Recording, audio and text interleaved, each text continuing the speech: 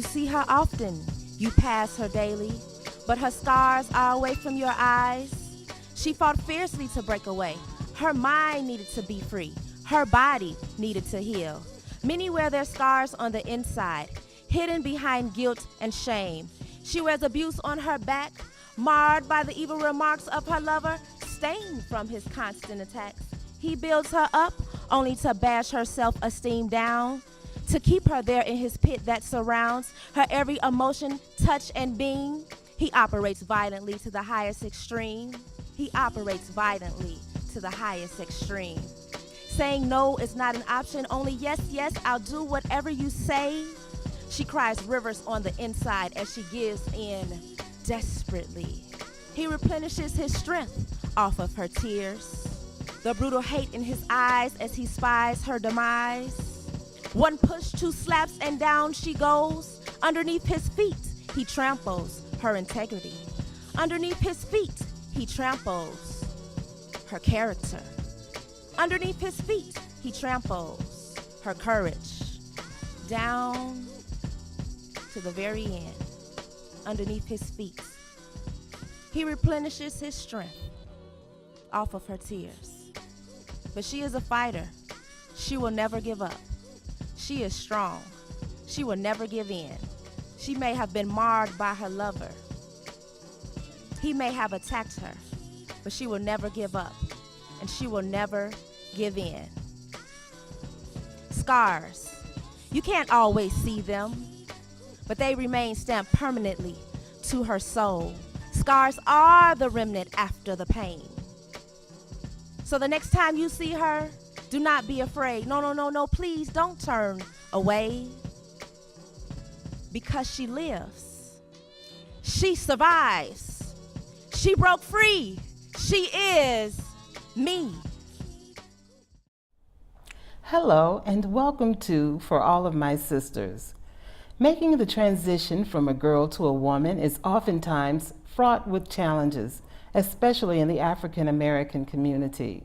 Identity formation for adolescents is influenced by their families, peers, the media, and society at large.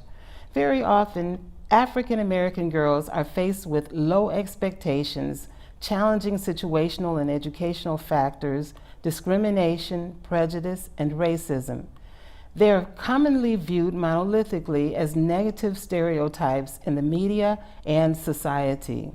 For these girls, self-esteem building is of utmost importance. Without knowledge of their self-worth and love of self, Black girls grow into Black women who make risky choices, which can include self-sabotage, malaise, and unhealthy relationships that lead to violence. Today, we are focusing on self-esteem building and the power of our stories. I am Dr. Pauline Williams, and my first guest is Chantel Branch, author of Decisions. Well, hello, Chantel, and welcome to the show. Thank you so much for that powerful recital of your poem, Scars. And it made a very powerful statement about domestic abuse. And I would like you to talk about what inspired you to write it. Well, being a victim of domestic abuse myself, I just wanted to be able to share some experience, share a story with young girls, with older women, with any women. Statistics show that every 1 in 4 women are victims of domestic abuse. And oftentimes we can stand in a room and it can be, 4 women, and if you do look at it nationally and socially, economically, we oftentimes are victims. There is that 1 in 4, and sometimes it's even 2 in 4. But I wanted to share something with a world that I believe needs to wake up, with young girls that need to wake up. I want them to make healthy choices in relationships, healthy choices, healthy decisions, things that will further and enhance their life and not push them back further, push them back 10 years and not being able to go to school and get a degree or pursue that career of acting or singing or, make that talent that they have, craft it and master it and then be able to, get paid from that. I want young women and young girls to know that There is a future, there is power when you're telling your story, that they should choose wisely. Absolutely, absolutely. And the focus of our discussion here today is your book, Decisions, that will soon be released. And I would like you to talk a little bit about it. Give us a synopsis of the book. So, Decisions is a young girl's journey of faith through a domestic violence relationship and all the decisions that the character Macy makes. So Macy, she falls in love with a guy named Smoke. She chooses him based off his status and his social type of how he is socially. He's an artist, so he likes to rap. So she wants to be in that particular world, in the music industry, and she thinks it's fun and it's glamorous because when they first begin to date, that is what she saw. But soon after, that is when the abuse began to take place. And it's just Macy's journey of getting involved with someone, every choice and decision that she makes, and how she gets so deep into it that she finds herself getting put out by her father. She finds herself pregnant. She finds herself broke and lost. And she needs a way out. And that's the focus of the Decisions. Absolutely. And you mentioned the character Smoke, so I have to have you read what's on page 3, if you don't mind. Okay. It is a very poetic description of the character Smoke. Okay. The chapter is entitled Invisible. Smoke. It blackens and it kills. It's now your lover. His addiction holds you captive. Vapors pump in and out of your lungs. Puffs so smooth. They run deep, penetrating your insides. He surrounds. He hides. Under doors and behind walls, weaving in and out of cracks and crevices. Gray fumes fill the air. It consumes, it seeps everywhere, inhabiting unknown spaces, claiming its own territory. Eyes burn, they become red and vision becomes fogged. Smoke, nostrils sting, throat tightens. It's hard to contain. It blackens and it kills. He destroys. Smoke. I thought that was, as I said, a very poetic description of the character Smoke. I'll take that. There you go. And would you like to comment on even how you were able to write it in such a poetic manner, and what it's inspired you, I should say? Okay, so Smoke, that was his name. That's the character's name, and I used it as a metaphor as well as the character to kind of because sometimes smoke can go everywhere. And you can see it, but when it goes inside of your body and how it affects your body in different ways, that's the same way the character Smoke affected Macy. You know, he manipulated her body. He manipulated her mind.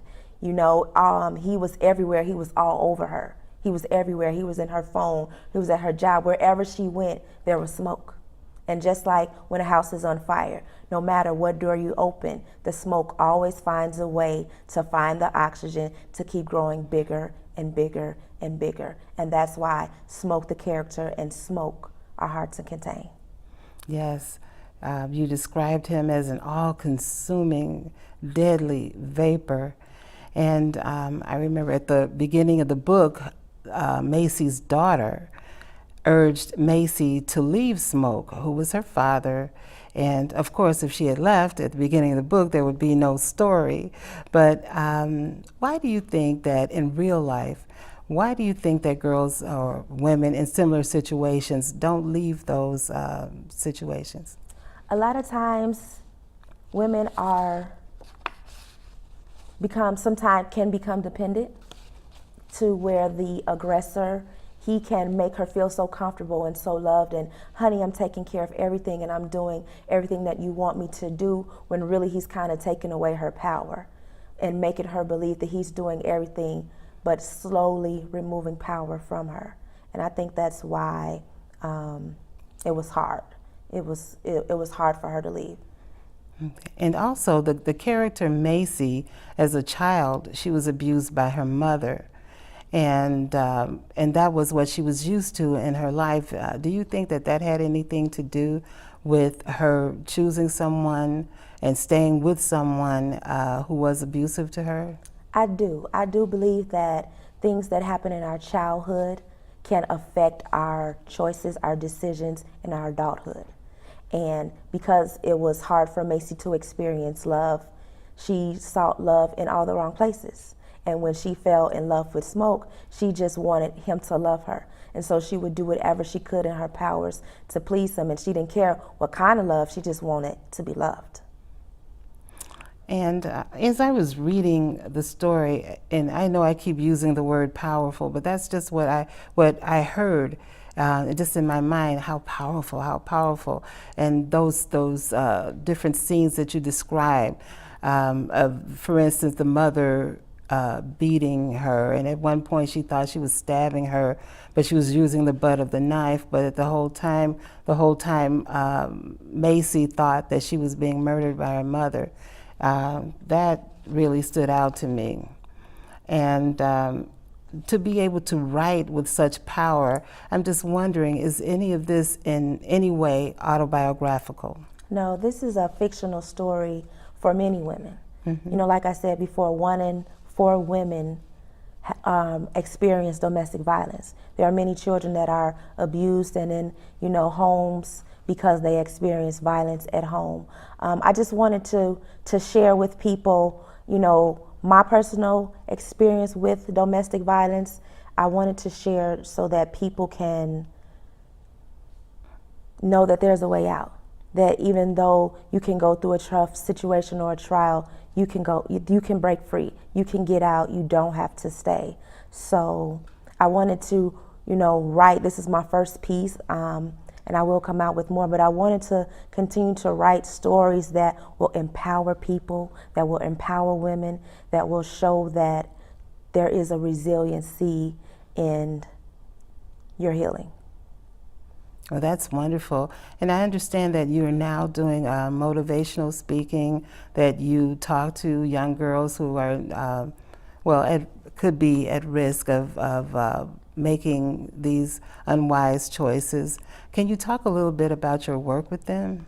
Well, mostly with young girls, I like to talk about the happy things. I like to talk about being excellent leaders, mm-hmm. being smart, continuing to be smart, continuing to want to press ahead, to want to do well, to want to be that leader in your classroom, the leader when you're on a team. I like to encourage them to just be their best self. And with that, I can encourage them to make healthy and good choices. Now, in your own experience, you mentioned that you did also experience domestic violence in your life.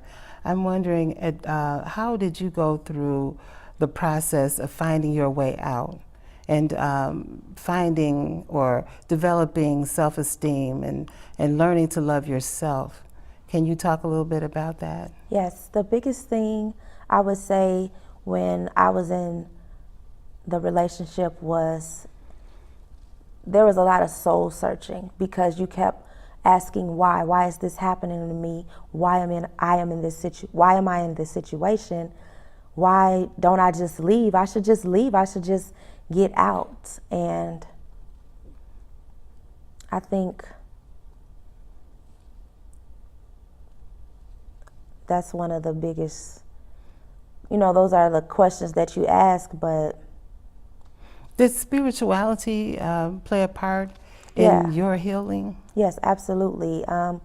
When you're soul searching and you're looking at yourself and you're looking at the situation and everyone that is involved, all you can do is pray.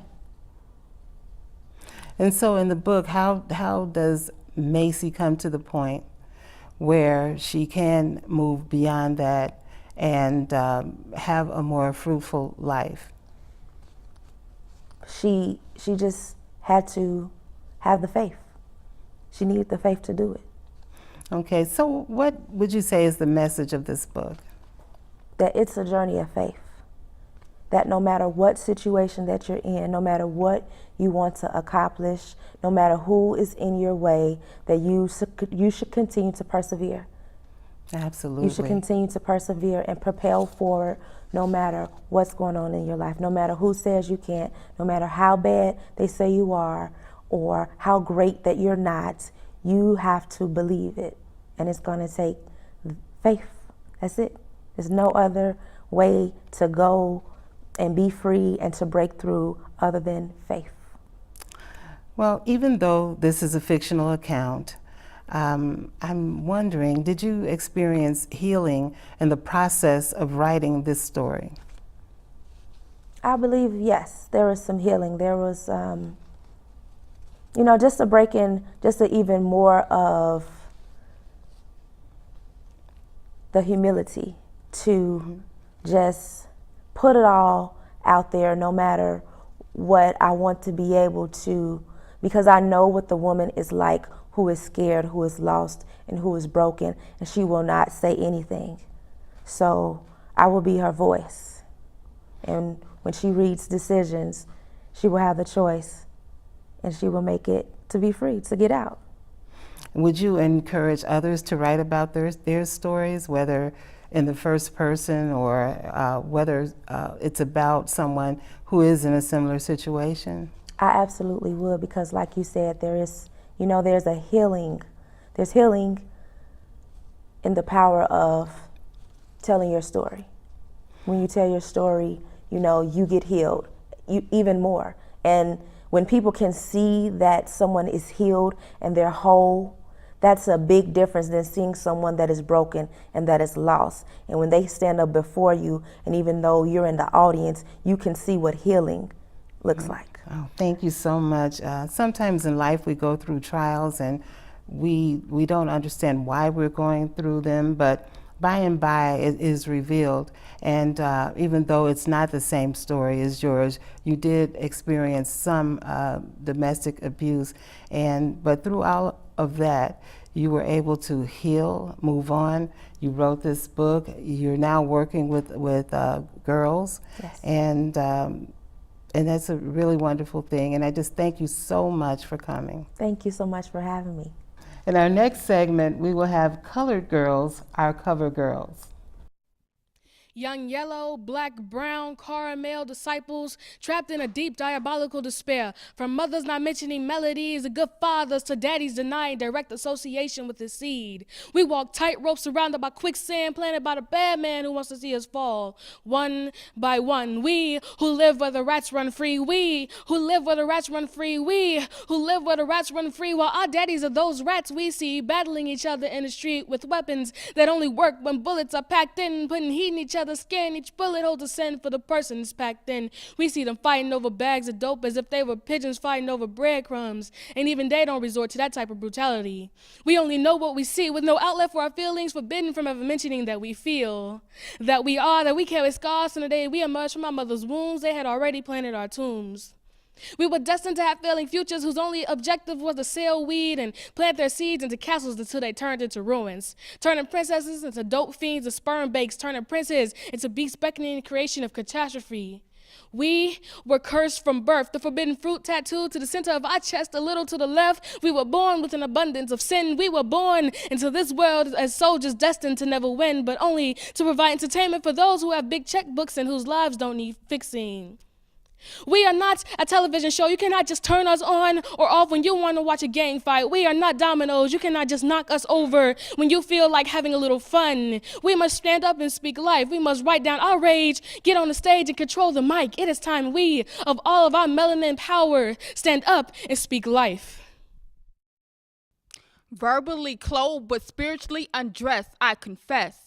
I allowed the enemy to partake in the enemy, and I became my own worst enemy. Then pit of me, of my own self-reflection. But when I look into the mirror, you know what I see? I'm the reflection that you see. See, I'm not perfect, but my success has scars. See, God was marking his inventory on my success story to give him all the glory. Can't you see? I am H-E are. I am her. You look at me. I might not have fancy clothes, a nice whip, but my father is royalty. See, my purse might be empty, but I got $1 million praise. Can you feel me? See, he has given me the victory. Once I stop walking in my own hindrance, he pushed forward towards my destiny to pose my purpose so that I may grow. I am her. Proverbs 31:29 says, many women can do noble things, but you surpass them all. See, God granted me to be an elite, bold, opulent, noble young woman to produce greatness, for greater is he that is in me to see the greatness that lies in him.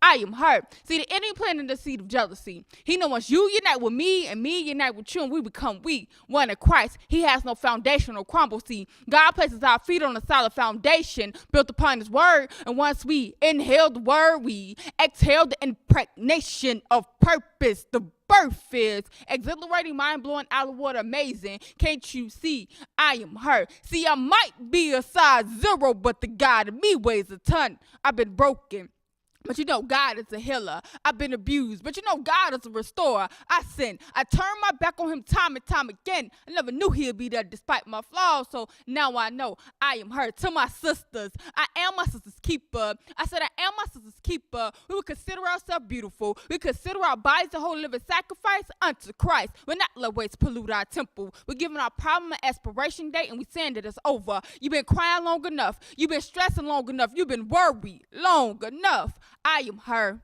Yes, I am her. Yes, I am her. I am healed, encouraged, restored. I am her. The Colored Girls Are Cover Girls program, founded by the late Brenda Matthews, better known as Mama Brenda, works exclusively with girls of color to address issues such as trust relationships, self-esteem building, HIV/AIDS, and other at-risk behaviors that they are confronted with on a daily basis. The program offers education through performance. It is geared towards teens and young adults to openly discuss issues of risky behaviors by utilizing hip-hop and spoken word as tools to promote a message of prevention as a choice in risk reduction. The program promotes positive lifestyle choices, and the goal is to build healthy relationships among adolescent girls to decrease at-risk behavior leading to violence. Today we have with us Ruby Taylor, Executive Director of the Taproots organization, Tiara Clark, and Matrice Young. And welcome to our show. Thank you. I'd like to begin by asking, how did the program get started? The program actually started as a result of, like you were just saying, Brenda wanted to get messages out there regarding HIV and AIDS and the violence that was happening in our community, and wanted to try to speak life instead of death regarding those issues, like making people more aware of what's going on and what are some of the solutions that the community could come up with and how could we work together as a whole. So what she did was she would tour with a group of poets, and they would go into colleges, they would go to schools, high schools, they would go to churches, they would go out on the street corners, and they would spit their poetry regarding these issues and to arouse the community. Back then she called it Sex in the City. But when she was approached by After School Matters to reach out to young people and do this program with a group of teens, Maggie Daly, as a matter of fact, asked her if she would consider just changing the name to make it a little bit more appropriate for teens. Right. And so she called it Colored Girls Are Cover Girls. I love that name. I absolutely love it. And to date, how many girls have you served? Over the past 10 years, probably nearly 1,000. Nearly 1,000? Absolutely. Oh, that's wonderful. Absolutely. That is wonderful. So who is eligible to participate in the program? Since we partner with After School Matters, and they're the ones who actually provided us the opportunity to make our program an After School Matters program, so not only do they get involved in the program, but they get a stipend. They get paid for participating in the program. So eligibility includes teens, of course, female teens who are ages 14 through 18 and attend a high school in Chicago. Oh, I see. I see. So what does a girl need to do to register for the program? Do you recruit in the high schools? How are they identified and how do they register for the program? Absolutely. We do recruit in the high schools, in the community, but all they have to do is go to the After School Matters website, www.afterschoolmatters.org. www, I'll repeat it again, .afterschoolmatters.org, Yes. and they fill out the application right there online. It's really a simple process. Okay. Well, how does the program provide a safe space for girls to freely perform, to feel free enough to perform based on their situations, what they're going through? Well, first thing is we have 3 wonderful instructors, and they're the ones who are responsible for meeting with the girls. As a matter of fact, we have 3 sessions that we hold each year. We hold a summer session that's for 6 weeks, 4 days a week, 4 hours a day. We hold an after-school session both in the fall and in the spring, and that's for 10 weeks, for 3 days a week after school. Our instructors are Patty Jenkins, Karen O'Reilly Winters, and Anastasia Baker. And they really encourage the girls to be themselves, to tap into their own unique abilities and talents, to learn how to build their self-esteem, Yes. to learn how to bond with other girls, build a sisterhood, so to speak. Yes. Learn how to tell their stories. It's a safe space because we establish trust in the beginning, that we want to celebrate each other, not be antagonistic, Right. celebrate our differences, celebrate the things that we have in common, and build on that. And so the girls feel safe enough to start to share amongst themselves, do that creative writing, Yes. and then perform. And then we also owe a very special gratitude and thanks to Deborah's Place. And they're an organization that encourage and promote empowerment among women, and they provide housing for women. And so they allow us to use a space in their building for our girls to meet. And it's a very safe space, a very good space, a very positive space. And so all of that working together creates that place where girls feel like they can bond and be creative at the same time. Oh, yes. And do they perform beyond that space that you provide for them? Absolutely. As a matter of fact, we've performed in churches, we've performed in other community organizations such as the Green Tomato, the Firehouse Community Arts Center, Greenhouse Theater, and the most notable experience I think that they've had, just to name a few, they just performed on August 3rd at the Noah's Ark Foundations with Joakim Noah and his mom, Cecilia Roddy. They've performed with the movement that they have going on, and they partner with After School Matters and Marillac House to do this. So they had a big outdoor performance on August 3rd. The Noah's Ark Foundation have an event called Rock Your Drop on the Block. And it's the drop of consciousness and getting people in the community to start thinking about how we can prevent the violence and how we can promote unity. And so our girls, and along with, we have another program called Urban Sons. We just started that this year for males. But they opened up the show and they performed at the Rock Your Drop on the Block event. Another notable one is last year they were asked to perform at the OFFest. And so they had an opportunity to go on stage. The OFFest was held at Union Park, so they were able to perform there. And then each year, annually, Marillac House hosts other After School Matters program as well as ours and theirs to perform for the Mama Brenda Matthews Poetry and Arts show. And that's been held annually for the last few years. It's wonderful, and a wonderful tribute to Mama Brenda Matthews. Absolutely. And I'd like to ask Tiara or Matrice, what did you learn from the program? Well, from the program, I learned structure, self confidence. I learned how to speak up, speak out, and speak what I need to say. Use my voice to articulate the things I need to happen for my life. I also learned that I have a voice through my struggles and storms. I learned about the confidence that I have within myself, self love, being able to be who I am without being ashamed of who I am, and to love me for who I am.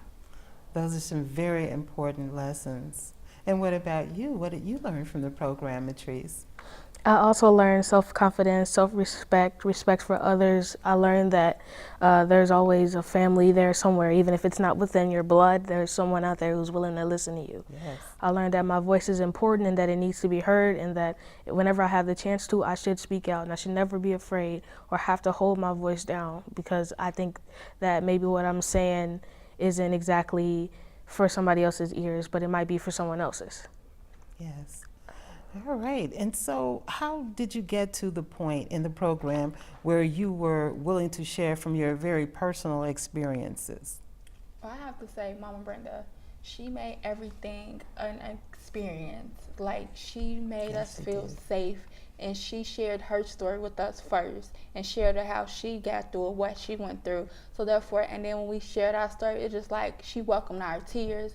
We wouldn't have to be afraid to cry. We didn't have to be afraid to, like, scared that somebody was going to go and say something that wasn't supposed to be said. Like, she created the safe space for us, and that became where we laid everything down. So we was running to the program just to express, to talk about our problems, because we knew, like, once we get in that safe space, all our weight will be lifted aside. It sounds like she left quite a legacy there. Mhm. And would you like to comment? I also had the same experience. Mama Brenda always welcomed us with open arms in the program that she held with all the young girls that were there. Growing up, I was already really shy. I didn't really have many friends. And going to that program, all the girls there, they opened their arms for me, let me in, they told me their story, and they made me feel comfortable enough to tell my own. Like, I had only known them for 2 days, and my birthday came up, and they threw me a whole party. They made me a card. They got me cupcakes. Nice. They acted like they knew me for years when they'd only known me 2 days. And that was enough to show me that this is what family is. That is enough to show me that I can talk here, I can be safe here, and everything that is said in this room stays in this room. Mm-hmm. And you both talked about confidence, how you built your confidence through the program. And would you like to say something specifically about self-esteem building and how your self-esteem was built through this program? Yes, for me, I was bullied in school. I was skinny, I was dark-skinned, and I was tall. So therefore, they called me all type of names. So I just, like, didn't want to sit with nobody. I didn't want to socialize because I was always scared they're going to talk about me. So I didn't want to be around people. But when I met Mama Brenda back in 6th grade, and she was always giving me, like, hey, no matter what nobody say, you build that self-esteem within you, because then can't nobody take it from you. So it's like from that day, like, writing out what I felt and being able to be comfortable who I am and the skin that I am in, then it was amazing. Like, from then on, my, like, self-esteem boosted. So I started doing stuff that I made me happy and stopped thinking with other people. Okay, very good. And how about you, Matrice? For me, it was the same experience. Mama Brenda, she told me that I was a queen, and I grew up with basically just my dad raising me. So I grew up wearing extra large clothing, and I always felt like I was extremely, like, large compared to everyone else, and my classmates used to make fun of me when I was younger. But being there, it helped me show that, you know, that I am a queen. I'm growing into one, and that I have to learn to love myself if I want anyone else to love me. Yes. And that strength comes from within, that I need to look in the mirror every day and let myself know that I am beautiful. And from there, sometimes it's faking it till you make it. That was enough to build me up to know, you know what, I am beautiful. I can do this, I can do that. I can be what I want to be. Okay. And so both of you are now beyond the program. You finished the program. How do you reach back and help other girls who are struggling with self-esteem issues? Well, for me, I'll go back and visit Color Girls now. Go back, share my time, my story. I just be really real and let them know, like, despite what you're going through, it's always somebody who went through something different too. And would you be able to speak up and speak out? Don't hold it in. Don't say you don't let other things captivate you. Don't do anything. Just find somebody that you can trust and talk to, because For me, it was Mama Brenda, and for her, that's how I broke out, like broke out my shell, broke out of me being depressed and wanting to commit suicide and things of that nature. It was through me finding somebody that I can trust and let my voice be heard, that I can overcome my struggle. So that's what I believe in. I mentor young girls nowadays, and I let them know that you can trust me, and we're gonna get through it together. Because most of the days, youth think they have to walk through situations alone, and once they know they have somebody on their side, then they willing to do better. They want to do more better than what they used to be. Wonderful. Did you want to comment on that, Matrice? For myself, I also go back to the program. I was actually working with the boys as they just started up this year, and I was helping them with their poetry and learning that they have something important to say as well. I also go back, like when I was in high school, because I recently graduated, I would tell my friends or tell people that I knew were struggling with self-confidence issues or with depression or anxiety. I would tell them, write down how they feel, to let their words flow, let the pen be their mind, let it all out. And that even if they feel hurt, that they can always come talk to me, or they can talk to someone else they trust. Because what you have to say to me will always be with me. You can always know that I'm here for you. That is absolutely beautiful. And also, as a result of the program, I understand that you've written 2 books of poetry. Yes. Would you like to talk about that experience and what you've done as a result, and From how the you presented your poetry? From the experience of the program, I have written 2 books. My first book is called Purposely Broken, and my second book is called Purposeful Restoration. It's transitions through my life where it went from pain to promise. And with that, with the program, it instilled a lot in me. It instilled me how to speak up, speak out, and encourage, and to speak life amongst death situations. And for that, I've been performing in different venues, from the church to the schools to the streets to out of town to you name it, I have pretty much done it. And I give my heart and my love back to the program, because I can see myself, if it wasn't for the program and Mama Brenda pulling out that gift and that anointing inside of me, I don't know where I would be today. Wow. And I'm going back to Ruby here. I'd like to know if spirituality comes into play in the program, and if so, how does that happen? Definitely. Our Color Girls or Cover Girls program is actually a part of a project that Brenda started many years ago called Imani Nia. Imani Nia, of course, meaning faith and purpose. And so we believe that, first of all, faith is very important. So we want to pass that on and to the girls and let them know that it is okay for them to not be afraid or ashamed of their faith, that they can exercise their faith. Yes. We know that one of the biggest foundations in the Black community is the church. And so sometimes, young people their family may take them to church and they might be ashamed of that, but there's nothing to be ashamed of. Your faith is nothing to be ashamed of. You can believe in God, and you can exercise your faith. And then, of course, in terms of purpose, we believe that God gave everybody a purpose. Yes. And so that's why we want to help to tap into the talents and abilities and creativity and the gifts that are in these girls, so that they can do like Tiara and Matrice and use those gifts for a purpose in life, knowing that they're just not here by mistake, but they're here because they have a very distinct purpose that needs to be known to the world. Well, thank you so much. I'd like to know, how can people support the program? People can support Taproots. That's the organization, and the programs fall under the organization as a whole. They can go to our website, taprootsinc.org. They can look and see the several programs that we have, and particularly with Colored Girls. They can support us through volunteering. If they want to come out and share, like if they're in a career and they want to come out and share with our girls and encourage them in their planning for the future, if they want to come out and share, if they have creative writing skills and abilities, yes, and share in that way, we would love for them to do that. So there are several ways that they can support the program, and they can always call us too, 773-722-1677, and talk to us and see, and just let us know how they would like to help out. Wow. Well, thank you so much for coming, all 3 of you. I really appreciate your taking the time to come here and share with our audience about your wonderful program. Building a healthy self-esteem is important for everyone, but it is vital for African American girls who are the most at risk of developing unhealthy behaviors and relationships due to their lack of self-esteem. Remember, it takes a village to raise a child. So as a part of the village, reach out to pour into the lives of African American girls.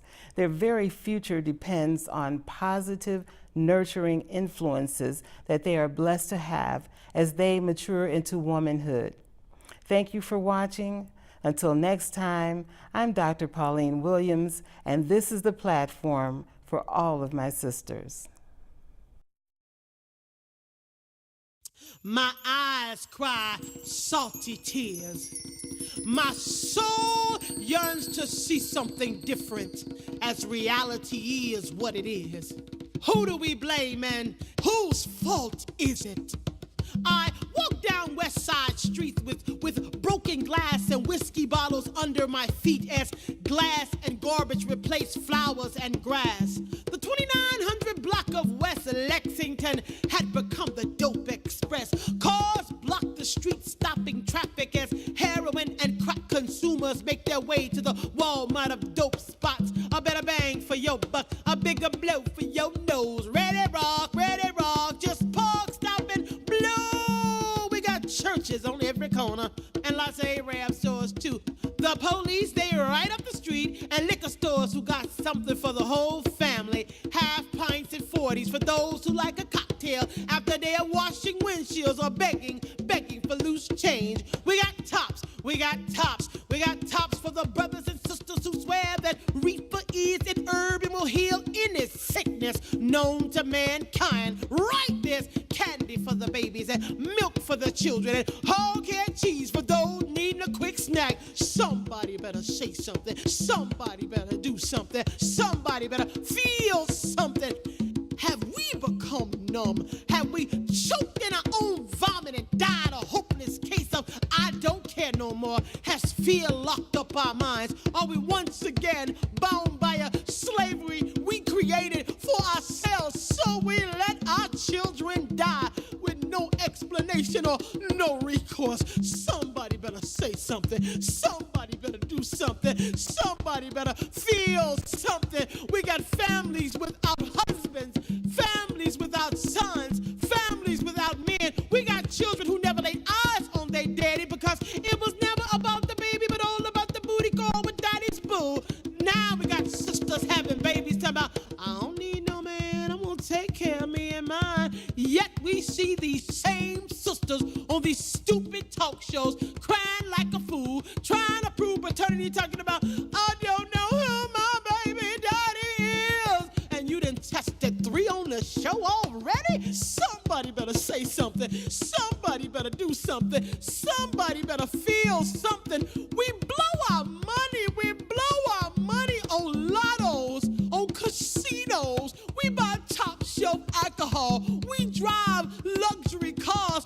We wear the most expensive clothes. We've cornered the market on $5 rocks and $10 blows. Our boys have become ballers, and our girls, the community calling them hoes. Somebody better say something. Somebody better do something. Somebody better feel something before it is too late.